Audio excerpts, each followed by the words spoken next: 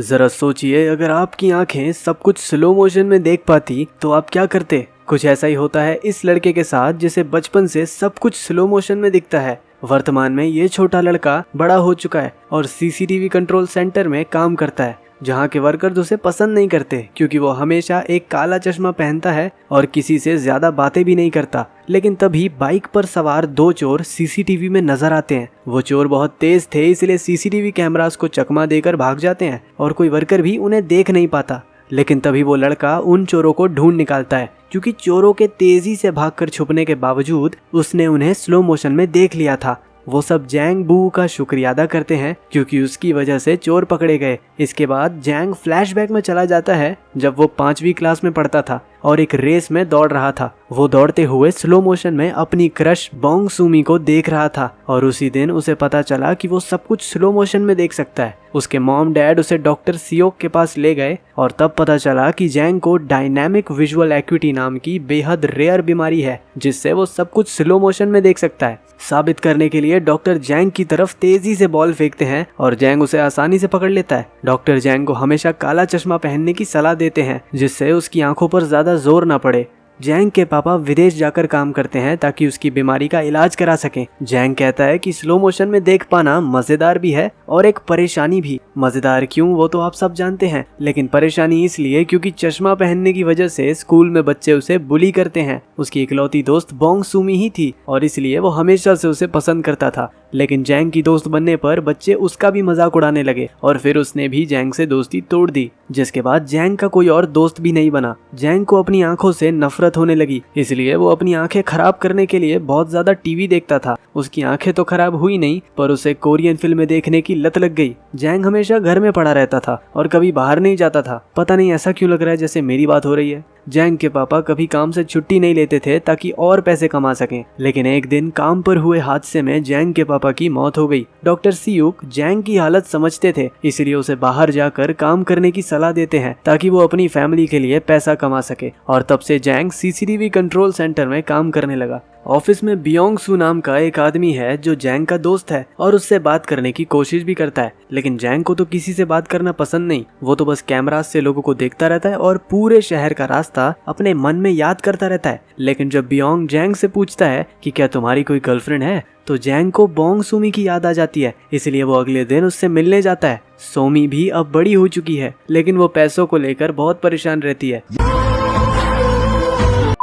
क्योंकि बैंक वाले उसे लोन चुकाने के लिए मजबूर करते रहते हैं। जैंग उसे दूर से देख लेता है, लेकिन डर के मारे उससे बात ही नहीं कर पाता। उसी दिन से जैंग सीसीटीवी कैमरा से सोमी की हर हरकत पर नजर रखने लगता है। सोमी को एक दुकान से कॉफी पीना बहुत पसंद है, तो जैंग भी रोज वहां जाकर कॉफी पीता है। सोमी कॉफी आराम से बैठकर पी सके, इसलिए जैंग दुकान के सामने एक सोफा रख देता है और सोमी को सोफे पर बैठकर कॉफी पीता देखकर खुश होता रहता है। एक दिन जब सोमी बारिश की वजह से बस स्टॉप पर रुकी थी, तब जैंग उसे सीसीटीवी से देख लेता है और बियोंग के साथ जाकर उसकी मदद करता है। वो फिल्मी अंदाज में सोमी को छाता देता है, पर सोमी उसे ठरकी समझकर वहां से चली जाती है। अगले दिन सोमी अपने म्यूजिकल ऑडिशन के लिए लेट हो जाती है, इसलिए ऑडिशन की मैनेजर उसे फोन पर ही गाना सुनाने को कहती है और जैंग भी वहां पर आ जाता है। गाना खत्म होने पर वो सोमी को फूल देता है, लेकिन सोमी फिर से उसकी बेइज्जती करके वहां से जाने लगती है। तब जैंग उसे उसके नाम से बुलाता है और कहता है कि वो उसके बचपन का दोस्त जैंग है, लेकिन वो लड़की कहती है कि उसका नाम बोंग सूमी नहीं बल्कि ओ सूमी है।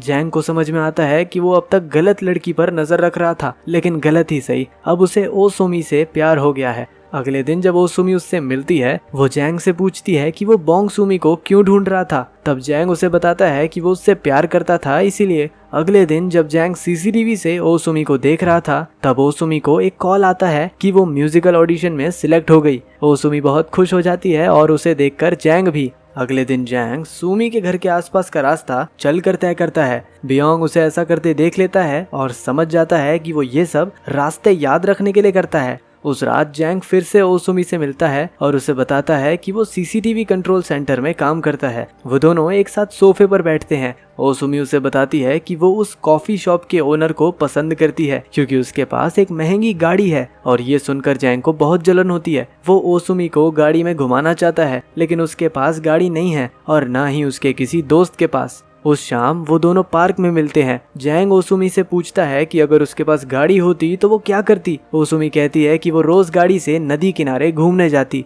ये सुनकर जैंग को एक आइडिया आता है। उसके पास खुद की गाड़ी नहीं है, पर वो एक लोकल बस ड्राइवर से दोस्ती कर लेता है और बदले में उससे मदद मांगता है। और कुछ दिनों बाद जैंग, बियोंग और वो बस ड्राइवर ओसुमी को बस में बैठाकर घुमाने ले जाते हैं। जैंग का प्यार देखकर ओसुमी भी धीरे धीरे उसे पसंद करने लगी है, लेकिन तभी पुलिस उनकी बस रोक देती है क्योंकि लोकल बसेस का उस इलाके में जाना मना है। ओसुमी बहुत नाराज हो जाती है, लेकिन आखिरकार उन्हें घर वापस लौटना पड़ता है। अगले दिन जैंग फिर से ओसुमी को सीसीटीवी से देख रहा था। जैंग का बॉस उन्हें हर वक्त सीसीटीवी पर नजर रखने को कहता है क्योंकि शहर में बहुत ज्यादा किडनैपिंग हो रही है। पर तभी जैंग देखता है कि ओसुमी अचानक से कैमरे से गायब हो गई। वो डर के मारे भागते हुए वहां पर जाता है, पर ओसुमी तो बस उसके साथ मजाक कर रही थी। वो देखना चाहती थी कि वो उससे कितना प्यार करता है और आखिरकार वो जैंग को किस कर देती है। वो उसे घर पर चाय के लिए बुलाती है, लेकिन कर्जदार वहां पर पहले से मौजूद हैं और वो उसके घर में तोड़फोड़ कर रहे हैं क्योंकि उन्हें पैसे वापस चाहिए। जैंग उसकी मदद करना चाहता था, लेकिन उसकी आंखें अचानक धुंधली हो जाती हैं और वो कुछ नहीं कर पाता।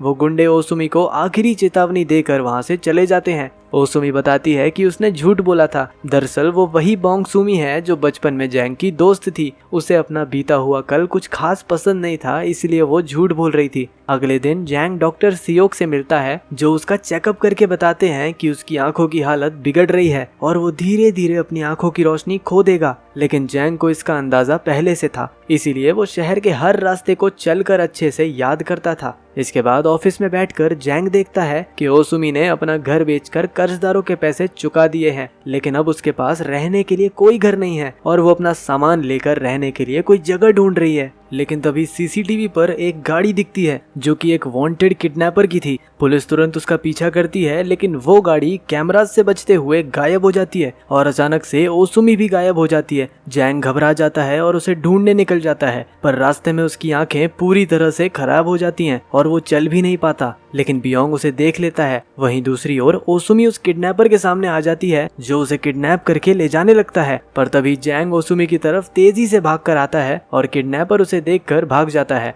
पुलिस वहां पर आ जाती है और ओसुमी को पूछताछ के लिए ले जाती है। बियोंग वहां पर जैंग की मदद करने आता है, पर जैंग उसका हाथ पकड़कर रोने लगता है क्योंकि अब वो पूरी तरह से अपनी आंखों की रोशनी खो चुका है। इस हादसे को काफी समय बीत जाता है और ओसुमी भी अपनी लाइफ में बिजी हो जाती है और वो जैंग से बात भी नहीं करती। लेकिन फिर एक दिन वो जैंग को अपनी फेवरेट कॉफी शॉप में देखती है और उसके सामने जाती है, पर वो हैरान रह जाती है जब उसे पता चलता है कि जैंग अब उसे देख नहीं सकता। वो जैंग का पीछा करती है और देखती है कि जैंग ने एक आर्ट गैलरी में हर तरफ उसकी तस्वीरें लगा रखी हैं जो उसने खुद अपने हाथों से बनाई हैं। भले ही वो अब देख नहीं सकता, पर उसे ओसुमी का चेहरा याद है। अगले दिन ओसुमी फिर से जैंग से मिलती है, लेकिन अचानक जैंग उससे पूछता है कि क्या वो उसके साथ कॉफी पीने चलेगी। ओसुमी समझ जाती है कि जैंग उसे देख नहीं सकता, पर महसूस कर सकता है और वो उसे गले लगा लेती है। और यहाँ पर यह कहानी खत्म होती है। आपको यह कहानी कैसी लगी मुझे कमेंट्स में जरूर बताना, और हाँ, सब्सक्राइब भी कर लेना क्योंकि मैं रोज ऐसे वीडियोस लाता रहता हूँ। मिलते हैं अगले वीडियो में।